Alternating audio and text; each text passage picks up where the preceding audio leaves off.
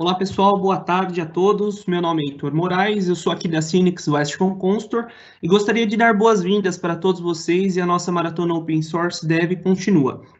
Ao longo das próximas semanas, teremos uma série de webinars para falar um pouco mais sobre os serviços de Azure. Hoje falaremos de Data Science. Nesse nosso encontro, com o nosso convidado Josué Vidal. E qualquer dúvida, por gentileza, nos mande aqui no chat, que no final da nossa apresentação responderemos todos. Outra informação super importante, ao final do webinar, enviaremos um e-mail de agradecimento, junto com um link de uma pesquisa. Participando de todos os 4 encontros, e respondendo às pesquisas, vamos estar participando de um sorteio. Vocês estarão participando de um sorteio de 10 kits com alguns brindes exclusivos e um voucher de certificação da Microsoft. Então fique atento, tá? No seu e-mail. Obrigado a todos e é com você, Vidal. Muito obrigado, meu amigo. O áudio e vídeo está ok? Tá ok? Tudo certo? O áudio está ok para mim, tá certinho, Vidal. Muito bem. Então sejam bem-vindos a mais um webinar, mais uma live, mais uma apresentação, mais um vídeo. Meu nome é Josué Vidal, sou palestrante, instrutor, arquiteto de computação em nuvem. Já tive a oportunidade de entregar algumas lives, agradeço o convite. E a partir de agora vamos falar um pouco sobre a parte de serviços de dados dentro do Microsoft Azure, né? Já tivemos a oportunidade em vídeos anteriores.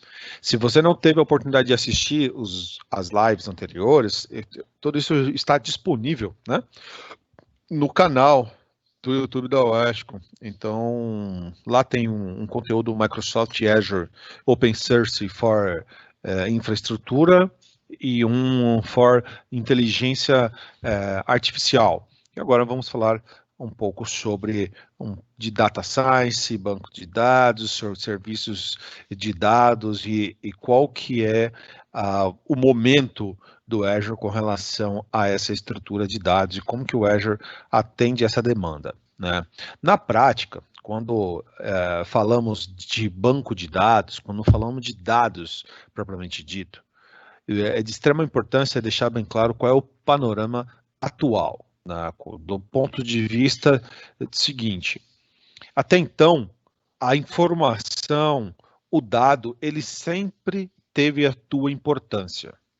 Porém, nos dias de hoje, a informação ela é cada vez mais crucial para uma tomada de decisão. No passado, a informação ela era utilizada para tomada de decisão? Sim, sempre foi. Porém, nos dias de hoje, dependendo do tratamento de dados que você consegue realizar, do ponto de vista de cruzamento de informações, você tem a capacidade de tomar uma decisão mais assertiva. Então, é de extrema importância deixar claro que quando estamos falando de um ambiente on-premise, de um ambiente local, eu tenho aqui já a minha estrutura de bancos de dados, o meu ambiente de processamento de dados em tempo real, modelagem de dados dentro de qualquer data warehouse que eu venha a ter, tal. Todo esse processo tranquilo, funciona. Agora, a partir do momento que a gente tem uma perspectiva de um cenário de computação em nuvem, então a gente tem que já identificar como que a gente é possível estabelecer um cenário híbrido. Então, no próximo slide eu consigo apresentar justamente isso. Como que a Microsoft se posiciona para apoiar as revendas, apoiar as empresas, apoiar os clientes do ponto de vista de processamento de dados, seja ele on-premise ou seja ele dentro do Azure. Existem 2 cenários. A proposta grande da Microsoft é garantir com que ela consiga atender a tua necessidade, consiga ter resposta para o teu negócio, seja num cenário on-premise, seja num cenário em cloud. Claro que cada cenário tem o seu tipo de licenciamento, existem fatores que impulsionam a empresa a sair de um ambiente local e migrar para a nuvem ou criar um ambiente híbrido. tá? Ou criar um ambiente híbrido. De extrema importância esse slide por conta das características existentes dentro de cada solução. Daqui para frente, o objetivo é eu apresentar o panorama de dados dentro do Azure. Então, quando a gente fala de estrutura de dados e serviços de dados na perspectiva do Azure, esses são os inúmeros serviços hoje inseridos dentro da plataforma Microsoft Azure, que tem como objetivo ter uma resposta rápida e eficiente para as demandas das empresas e dos clientes. Primeiro, importantíssimo, quando a gente coloca aqui uma estrutura de dados, que é o SDK, Data Factor e o Azure CLI. Existem inúmeros, esses 4 serviços aqui, eles estão diretamente focados para facilitar o gerenciamento, veja só, facilitar o gerenciamento e operação de toda essa stack aqui para frente. Então, quer dizer, quase 100% da estrutura, quando você coloca dados dentro da sua arquitetura, quando você consome uma estrutura, seja um pipeline de dados, seja uma implementação de recursos, utilizando Azure CLI, utilizando SDK, já realizando a carga de processamento com Data Factory, com certeza, ou, obviamente, exportação, importação de dados, tudo isso está diretamente relacionado ao pontapé inicial dentro de um cenário de Data Warehouse, por exemplo, dentro do Azure. Tá? Posto isso, existem vários outros serviços. Eu tenho aqui serviços no Azure, armazenamento SQL, armazenamento NoSQL, e aí eu tenho algumas APIs aqui dentro, não só API de SQL, também API de Cassandra, outras APIs dentro desse modelo de Cosmos DB. Tá? Temos também dentro do Azure toda a estrutura do Data Warehouse, que tem como propósito permitir toda essa modelagem e criar essa integração, esse processamento, na verdade, né? A palavra correta é processamento dos dados aqui, ou num outro serviço também, o Azure Blobs, Azure Storage Account, Blobs ou Data Lake, toda a estrutura de armazenamento do Data Lake também permite. Poxa vida, mas qual que eu vou utilizar? Vou utilizar Blob ou Data Lake? Aí, neste caso, é necessário identificar os requisitos técnicos e os requisitos a serem processados, a serem armazenados, para, dessa forma, identificar o melhor recurso a ser utilizado. Né? Quando a gente sobe pega uma outra stack aqui de um processamento específico, como um Hadoop, por exemplo, a gente está falando de HD Insight. Então, aqui dentro do HD Insight, eu tenho uma API aqui, eu tenho uma library de Spark, por exemplo. Né? Não, eu vou trabalhar com o próprio Data Lake do Azure. Não, eu vou subir uma estrutura em Databricks para realizar todo esse processamento. Então, além disso, além do Spark que eu comentei dentro do HD Insight, eu também posso subir uma estrutura com Kafka. Né, também tem essa biblioteca dentro do Azure. Então, é importante colocar também outras bibliotecas open source suportadas para dentro do Azure numa perspectiva de dados. Né, de extrema importância deixar claro esse contexto. Visto isso, aqui o HD Insight, que já tanto o Analytics, tanto o Databricks quanto o HD Insight, mas aqui mais a questão do stream de dados, né, o Stream Analytics. Também, uma vez que foi realizado todo o processamento, montou toda a stack, dentro do Azure também tem toda a capacidade de integração com a exposição do dado, né, a publicação daquela informação com o Power BI, né, como que o cliente na ponta vai consumir esse dado, vai consumir essa informação. Caso o teu requisito de negócio seja necessário criar alguma modelagem de dados, algum machine learning, subir algum servidor machine learning, utilizar a própria biblioteca do Azure Databricks para facilitar esse aprendizado, será utilizado também esses recursos. Uma vez que isso teve esse aprendizado, também dentro da estrutura de dados, você pode consumir serviços cognitivos, né? Existe todo um bot framework dentro do Azure que permite com que você consiga ter um aprendizado, levando em consideração uma modelagem, levando em consideração os dados que foram processados e aprendidos. Além disso, todo um cenário de recursos para permitir uma maior indexação das informações, né? Então eu tenho Azure Search, Catalog Data e assim por diante. Toda essa estrutura aqui é uma estrutura já bem conhecida, bem suportada para dados. Muito bem. Porém, eu tenho uma stack de Azure Express Route, Active Directory, Security Group, Key Vault, Monitoring, Functions e Visual Studio que dá suporte a esse desenvolvimento. Seja na perspectiva de segurança, seja na perspectiva de autenticação, seja na perspectiva de roteamento e acesso, ou na perspectiva de automação ou monitoração. Então, eu tenho aqui cenários e cenários.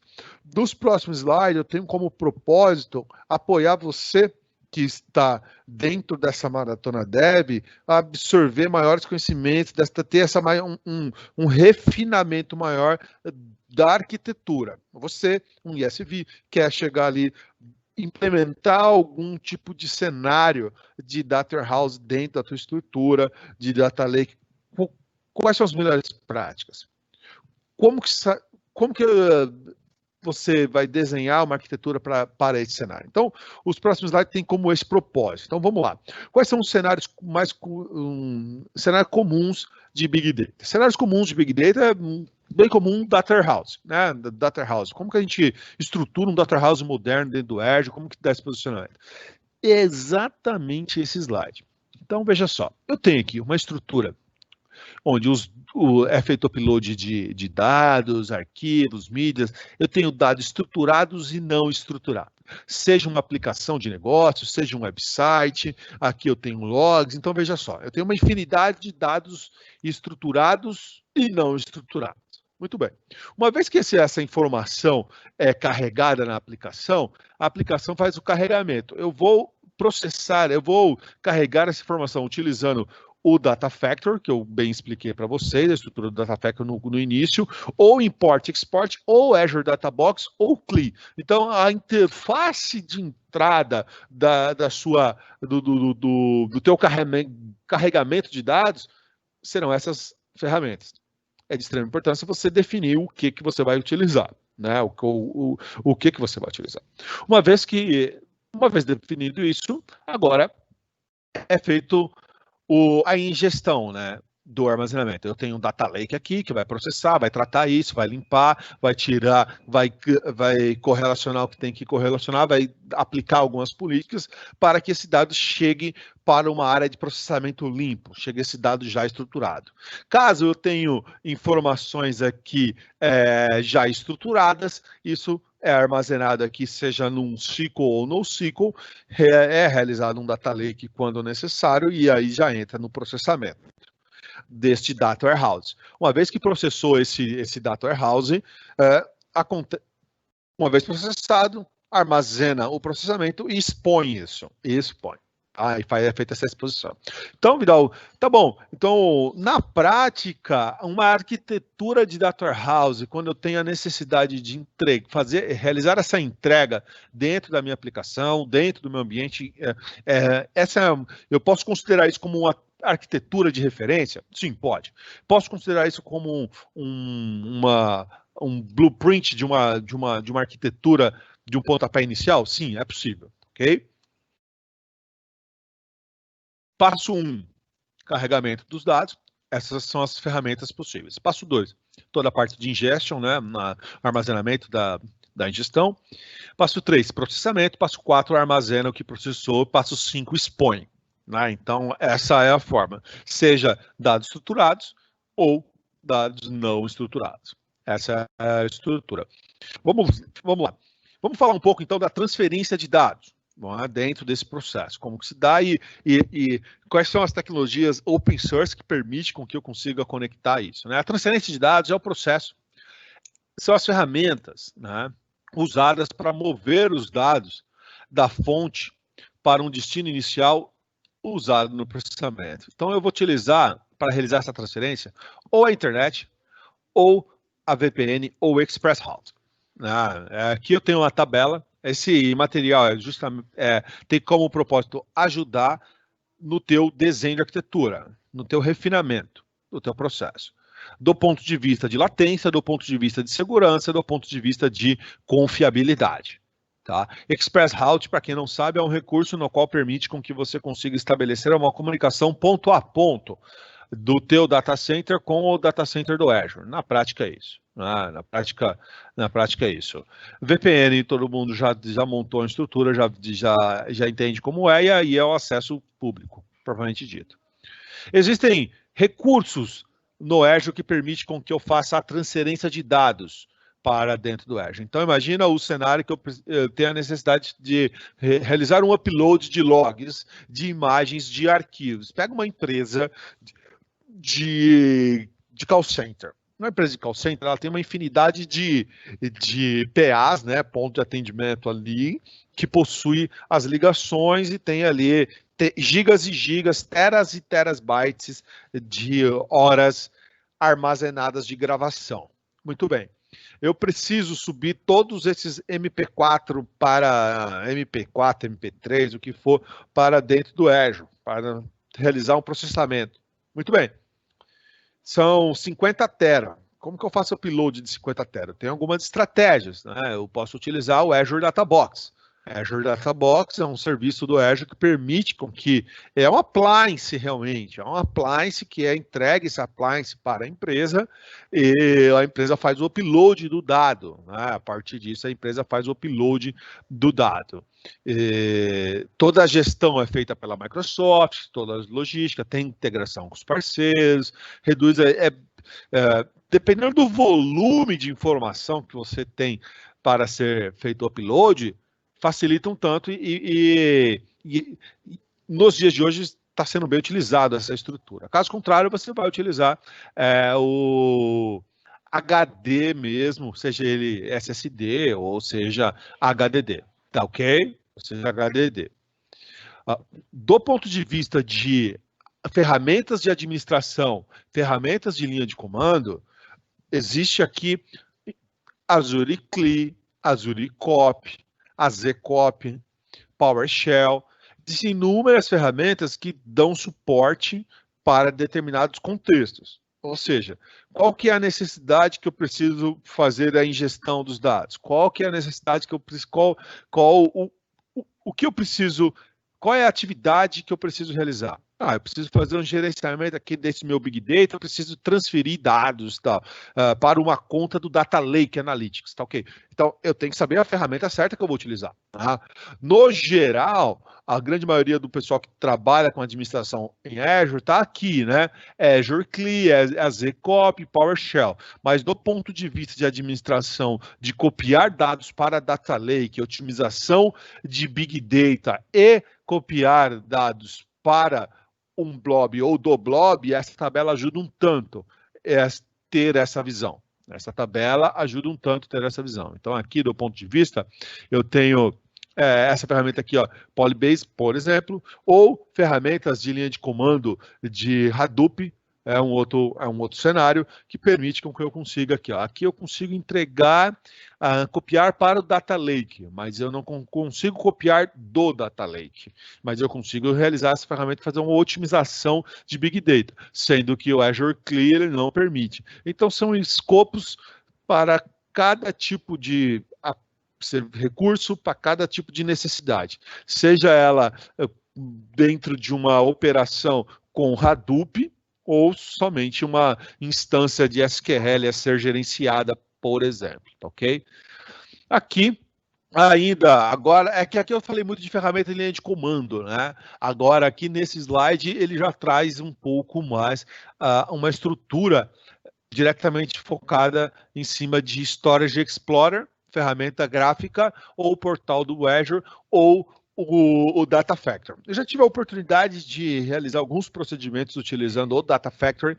Confesso que, sim, ele teve a capacidade de realizar cada uma dessas operações em projetos que eu tive a oportunidade de participar, porém, eu percebi ele uma ferramenta bem como que eu posso colocar assim, bem prática, bem objetiva, a informação origem e destino, qual é o processamento que eu quero, e aí ele faz a transformação do dado quando eu o preciso, né? Quando eu preciso tratar esse dado. O Data Factory apoiou bastante em algumas frentes, tá?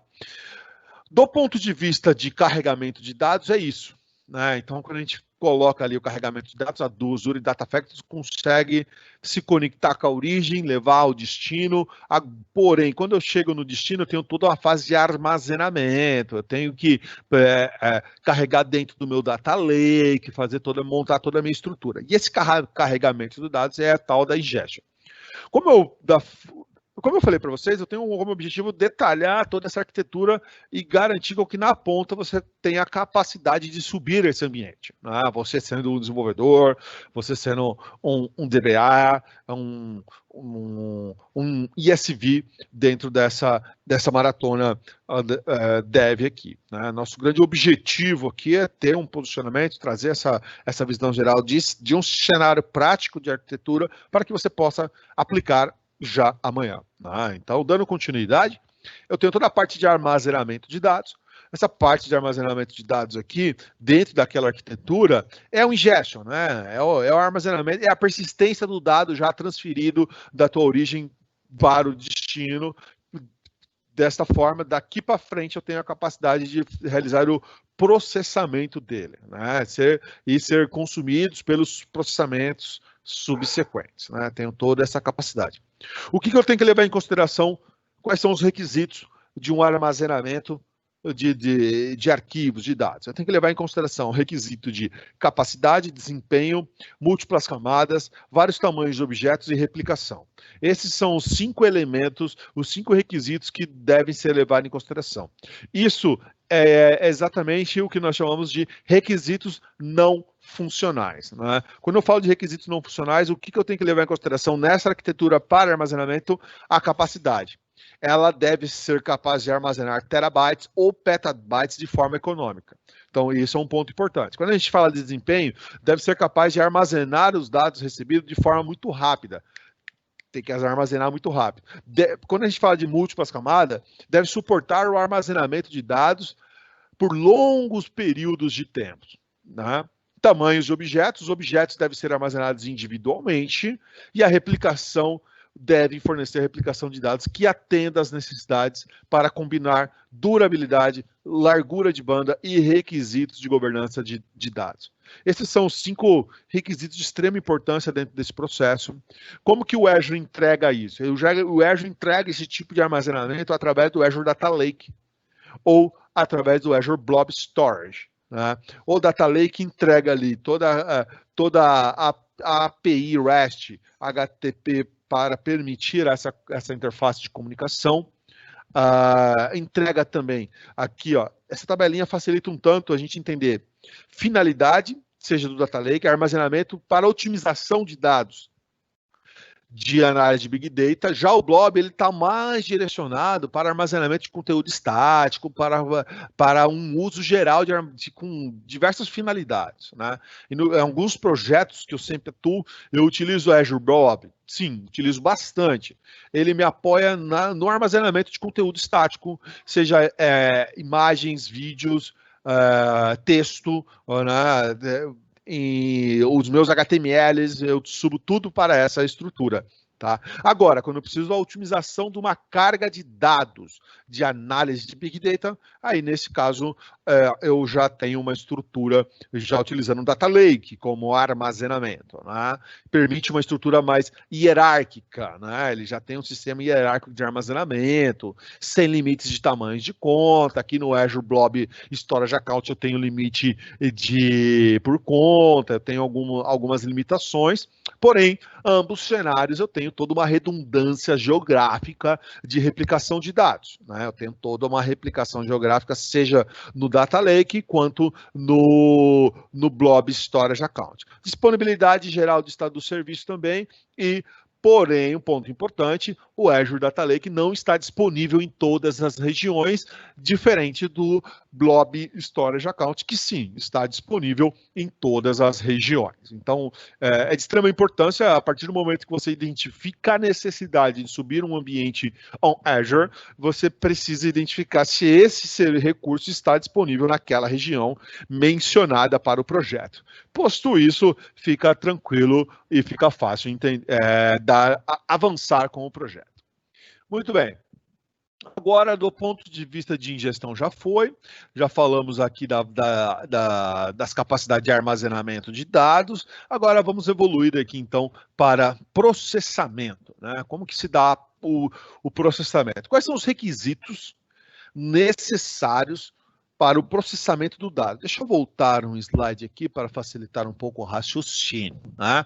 Então, o dado não estruturado foi realizado o processamento dele aqui do Data Lake, no Data Factory, foi armazenado aqui no Data Lake. E caso tenha dados transacionais e estruturados, já foram consumidos aqui, armazenados dentro de um Azure SQL Database. Né? A partir do momento que eu tenho essas duas estruturas, eu vou partir já para o processamento, que eu preciso do requisito de escalabilidade, linguagem, né? Opções de linguagem e integração. Se vai ser Python, se vai ser Java, se vai ser R, o que vai ser.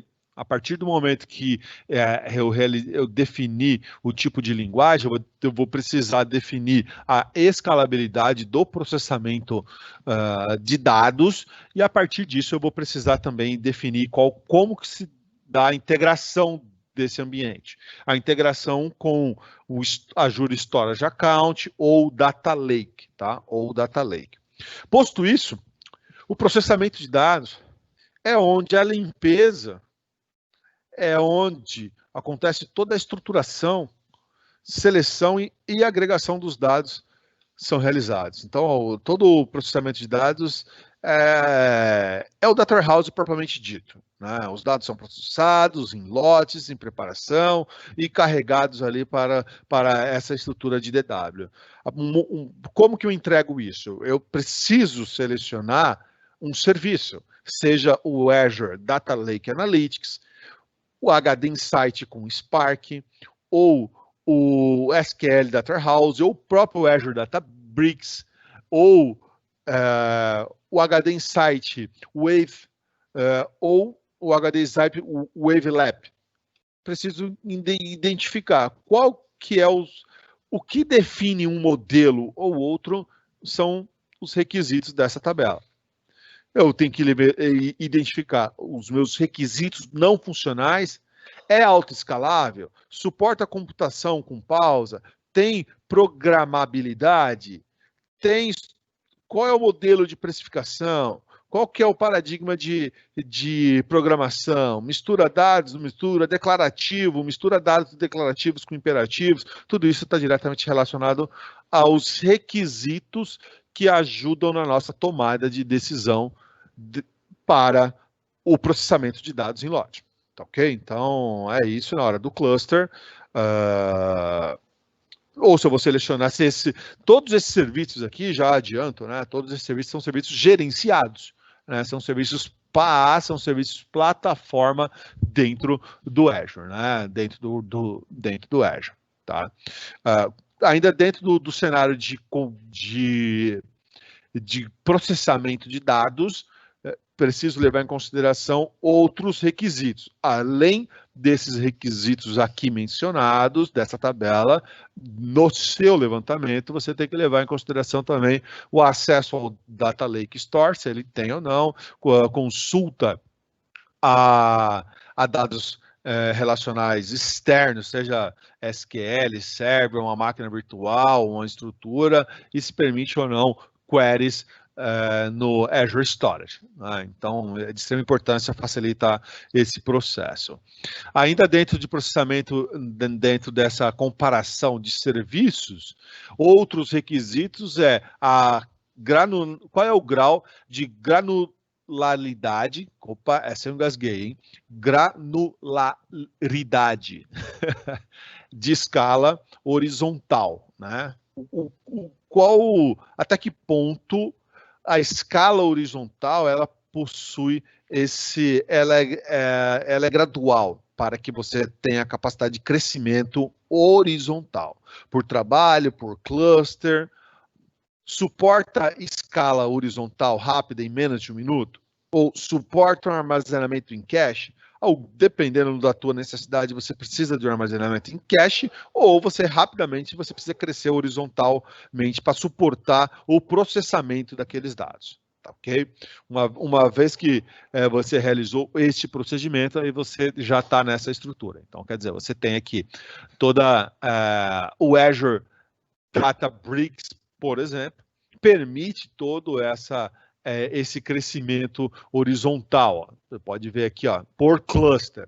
Então, só para explicar um pouco, o Azure Databricks é uma das soluções dentro do Azure que permite processamento de dados, que vai sim coletar e receber as informações do seu Data Lake, vai consumir ou vai receber as informações aqui do Data Factor e aqui vai realizar todo o processamento do dado, vai realizar todo o processamento da informação aqui dentro dessa estrutura. Tá, ok? Uma vez que o Databricks, ou se você não selecionar Databricks, você pode selecionar qualquer outra solução. Tá, ok? E a partir disso, uma vez processado, esse processamento ele é armazenado e aí você expõe o resultado na tua aplicação, no teu ambiente. Agora, eu gostaria de colocar aqui algumas arquiteturas híbridas, né, que permitem que o armazenamento e o processamento dos dados abrangem ambientes locais e de nuvem. Para isso, eu vou precisar de uma VPN ou Express Route ou da própria internet. Eu tenho que levar em consideração alguns requisitos se eu for escolher o Azure Data Factor, né? Ou seja, nesse caso, quando você quer orquestrar um pipeline de dados do ambiente local para a nuvem, como que eu faço? Eu vou precisar utilizar um Azure Data Management Gateway. E dessa forma eu vou permitir que o Data Factor se conecte com o meu ambiente on-premise e faça todo esse pipeline. Ou quando eu preciso executar pacotes do meu SQL Integration Services na nuvem, ou quando eu preciso mover os dados relacionais para a nuvem, para um processamento, uma transformação. Aí, no caso, o que eu quero colocar aqui, deixar bem claro dentro desse processamento, são cenários, são necessidades, seja com Databricks ou com SQL Database, que são cenários de ambiente híbrido. Né? Se eu estou falando de SQL, eu estou falando da disponibilidade em termos de custo de dados a frio, eu tenho uma manutenção simplificada de dados no meu on-premise, uma necessidade, ou até mesmo o acesso a esses dados SQL, independentemente da localização, sem alteração nos aplicativos ou nas consultas. Como que eu realizo esse processamento? Então, esse slide facilita um tanto. Eu consigo ter, uma vez que eu tenho o meu armazenamento, eu posso montar uma estrutura aqui com esse SQL e também com o SQL aqui, Data Warehouse, no caso o Data Factor que vai fazer esse processamento e permite dessa forma toda essa comunicação com o meu ambiente on-premise ou com o meu ambiente local. Claro que você pode visualizar aqui, ó, que eu tenho dados não estruturados sendo gerenciados aqui, eu tenho um gateway, né? Lembra do gateway? Esses dados aqui eu vou jogar para um gateway, esse gateway vai bater no Data Factor e toda a estrutura vai ser processada e vai ser gerenciada. Tá? Então, se eu pegar esse slide aqui com o slide anterior da arquitetura, esse é um ambiente somente Azure, com a conectividade somente Azure, armazenando aqui num Data Warehouse, por exemplo, e esse outro slide aqui é um slide on-premise, permitindo a integração, um ambiente híbrido dessa estrutura. Tá, ok? Dessa estrutura. Posto isso, é de extrema importância deixar claro o ponto de vista de segurança. né? Segurança permite que o Data Warehouse controle o acesso para proteger dados confidenciais e manter a conformidade desejada. Como que eu entrego segurança no Azure? O próprio serviço Azure Data Lake, Azure Storage ou Container Blob já possui controle, já possui recursos e funcionalidades para permitir uma melhor administração de controle de acesso. Como isso é realizado? Através de uma API e também do processo de segurança, que é o processo de autenticação e autorização. Tudo isso já está dentro da plataforma Data Lake e Azure Blobs, tá ok? Criptografia built-in, by the book, seja num Key Vault. Então, quer dizer, poxa, Vidal, da perspectiva de segurança de armazenamento de dados, é possível, então, eu ter todo um processo, uma operação de dados, seja ela de autenticação, autorização, gerenciamento, criação de contas, criptografia, tudo isso já inserido e sendo suportado dentro do Azure? Sim. A resposta é sim. Se eu levar essa consideração agora para serviços de segurança de processamento, veja só, o slide anterior era de armazenamento. Nesse slide aqui são serviços de processamento de dados. Ok, da mesma forma, pessoal, segurança é um tópico -1, 0, V0, de prioridade máxima dentro da Microsoft e cada serviço, né? Existe um padrão, uma governança, um padrão de desenvolvimento do Azure que é o seguinte, é seguro por padrão, né? Segurança default. Vou criar uma nova solução, vou criar aqui um Azure Databricks. Segurança já é, eu não diria implícita, né? Mas ela já é explícita e implícita. Ela é definida, ela é construída já com segurança. Esse é o ponto, tá ok? Então, quando eu falo de Data Lake, eu estou falando de autenticação aqui, ó, eu vou utilizar o Azure Active Directory, eu vou ter autenticação, autorização, auditoria, criptografia, segurança. Claro, para cada recurso a ser selecionado para o processamento de dados, é possível você ter ou não algum tipo de resultado na sua matriz comparativa de funcionalidades e recursos, tá? Do ponto de vista de programação, de processamento de dados. No outro ponto de vista, obviamente, de armazenamento de dados, e você tem aqui o SQL também entregando segurança, Analytics, Cosmos DB, Data Warehouse, todos os recursos também entrega segurança. Um ponto importante quando a gente fala de segurança, que eu já participei de algumas reuniões, é a parte de mascaramento de dados. O SQL permite um mascaramento dinâmico de dados. Poxa, Vidal, mascaramento dinâmico de dados, o que é isso? Eu tenho meus dados em produção, eu preciso pegar uma massa de dados, colocar no ambiente de homologação ou no ambiente de QA para realizar um teste, eu preciso de uma massa de dados. Esses dados, essa massa de dados, ela vem, obviamente, toda mascarada, sem dados sensíveis e dados confidenciais dos clientes, que são dados de produção. Tá, ok? Então, dentro dessa estrutura, a gente tivemos a capacidade de falar sobre toda a arquitetura de Data Warehouse, os serviços dentro do Azure, parte de segurança, autenticação, e agora gostaria de concluir com automação.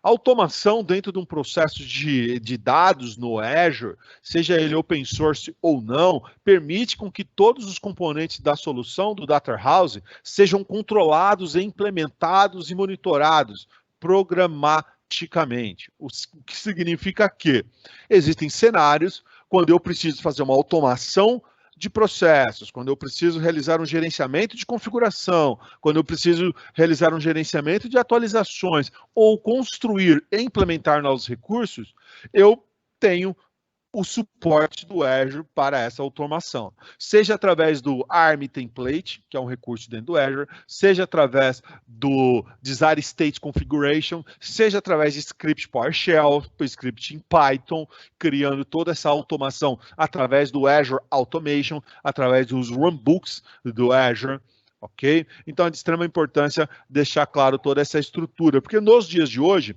existe uma grande necessidade de manter todo um ambiente em cloud automatizado, com um pipeline muito bem definido e garantindo o provisionamento e a gestão, seja da infraestrutura ou do provisionamento da infra, ou seja, o provisionamento da arquitetura de dados ou da gestão de configuração desse provisionamento.